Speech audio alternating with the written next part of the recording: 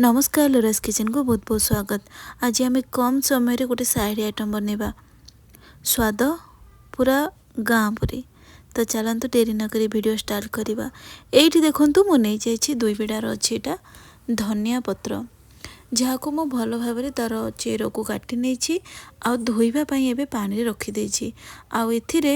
ए जो पूरा मोटा डांगटा नेबेनी किंतु तार डांग टिके रहिले भल टिके जो सरू होइकी पतला परी डांगटा सेटा को आपण रखिबे। एबे मु आको पूर्वरु मध्ये थरे धोई देथिले। एबे आउ थरे मु ताको धोई नेली।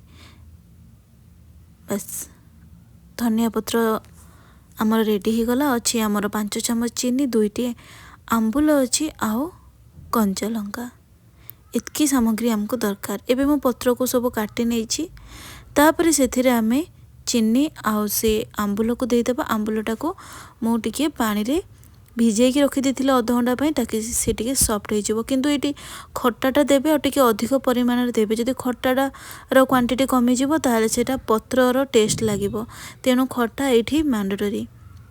तापर एथिरे आमे चीनी को ऐड करबा, स्वाद अनुसार लूण को ऐड करबा आउ पूरा अल्प पानी दबा। कारण जदि बेसी भी पानी दे देबे ताले सेटा पूरा पानी ही जिवो।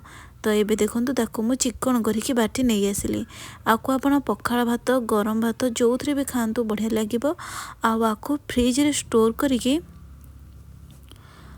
गोटे सप्ताह पाखापाखि रखी पारिबे। तो वीडियो भल लागले चैनल को सब्सक्राइब करनेबे।